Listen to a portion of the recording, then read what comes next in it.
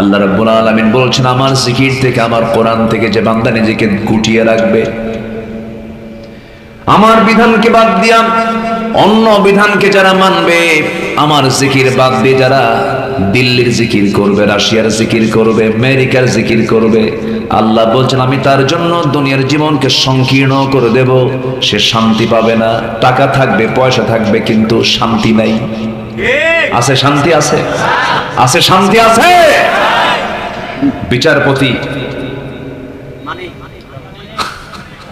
বিচারপতি রায় দিল। গতকালকে আমার প্রোগ্রাম ছিল ওই সিলেটে, বুঝলেন?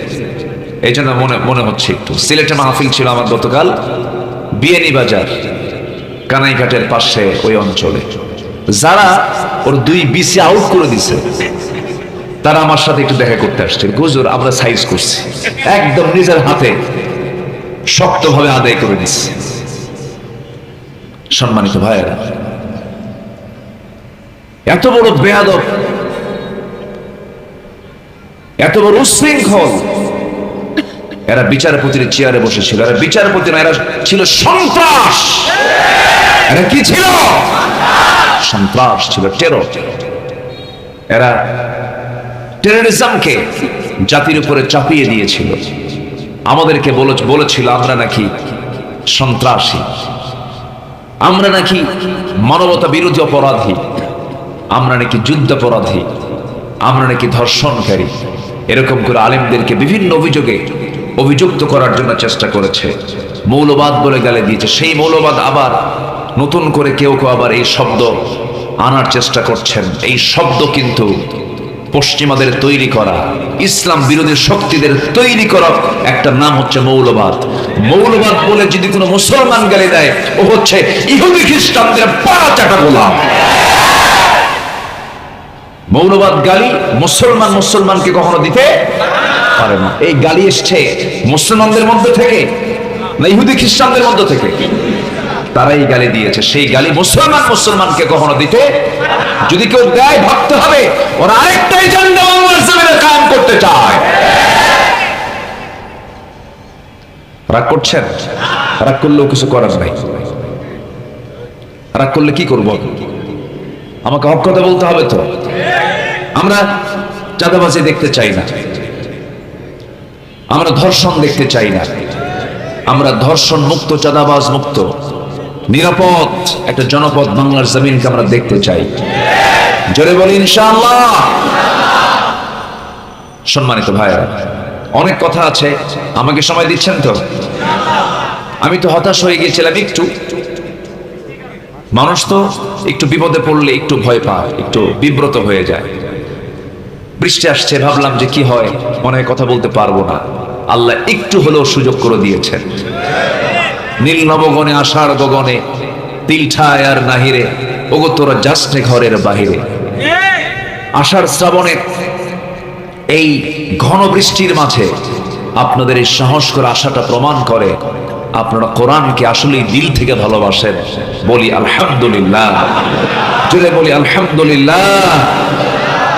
সম্মানিত ভাইয়েরা, সম্মানিত বন্ধুগণ, আমরা দোয়া করি আল্লামা সাইদির গত বছর আগের বছর 14 অগাস্টে তিনি শাহাদাত বরণ করেছেন। মেডিকেল কিলিং এর মধ্য দিয়ে পরিকল্পিত নাটক সাজিয়ে তাকে দুনিয়া থেকে বিদায় করা হয়েছে। আমরা তার জন্য দোয়া করি, আল্লাহ পাক তুমি তার কবরটাকে জান্নাতের নূর দিয়ে মুনাফফার করে দাও। যদি বলি আল্লাহুম্মা আমিন। সম্মানিত ভাইয়েরা, আসুন কোরআনের দৃষ্টিতে ভ্রষ্ট করার কারণগুলো কি কি, কারণগুলো কোনটা কারণ হতে পারে, আমরা একটা একটা করে একটু বের করার চেষ্টা করি। নাম্বার 1 হচ্ছে কুফর। নাম্বার 1 কি? কুফর। কুফর হচ্ছে ইমানের বিপরীত কাজ, ইমানের উল্টা যেটা, সেটাই হলো কুফর। ইমানদার আল্লাহকে মানে আর কাফির আল্লাহকে মানে না। ইমানদার আল্লাহর বিধানকে মানে আর কাফের আল্লাহর বিধানকে মানে না। এর মাঝে আবার কিছু ইমানদার আছে, তারা বলে আমার ইমান আছে কিন্তু আল্লাহর আইন মানি না। এরকম আছে না নাই বলেন? তাহলে এদেরকে আপনি কি বলবেন? এদেরকে আপনি কি বলবেন বলেন? এই তো ফাইন, সবাই তো মুফতি হয়ে গেছেন, মাশাআল্লাহ। মুফতি হতে হবে তো, ফতোয়া জানতে হবে। ফতোয়া না জানলে বেকায়দা আছে। ফতোয়া না জানা পর্যন্ত আমি ইসলামকে সঠিকভাবে মানতে পারবো না। আমাদের সবাই জানতে হবে, জানা দরকার। নাম্বার 1 হচ্ছে কুফর। আল্লাহ রাব্বুল আলামিন বলেন, ইন্নাল্লাযীনা কাফারু সাওয়াউন আলাইহিম আআনযারতাহুম আম লাম তুযিরহুম লা ইউমিনুন। জোরে বলুন আল্লাহু আকবার। সূরাতুল বাকারা আয়াত নাম্বার 6। আল্লাহ বলছেন, যারা কুফরি করবে তাদের জন্য সবই সমান সমান। আপনি তাদেরকে ভয় দেখান বা না দেখান, তারা কখনো ঈমান আনবে না। এমন জাতীয় লোক বুঝি আমার দেশে নাই? আসতে বলবেন না, আছে না নাই? আচ্ছা, আমার নবীজি 23 বছর নবুয়তের জিন্দেগির দায়িত্ব পালন করেছেন। এর মধ্যে 13 বছর কেটেছে মক্কা, আর 10 বছর কেটেছে কোথায়? মদিনা। মোট কত বছর হলো? 23 বছর। বেঁচেছেন হলো 63 বছর 9 ঘন্টা। 63 বছর 9 ঘন্টা তার হায়াত ছিল। এই দুনিয়ার জিন্দেগিতে যখন আল্লাহ রাব্বুল আলামিন তাকে পাঠালেন, এই দুনিয়াতে তিনি আগমন যখন করলেন, জন্ম যখন তার হলো, কত বড় মহান মানুষ তিনি। এই জমিনে যখন তিনি আসেন, আল্লাহ তার উদ্দেশ্যে বলছেন, ওয়ামা আরসালনাকা ইল্লা রাহমাতাল লিল আলামিন।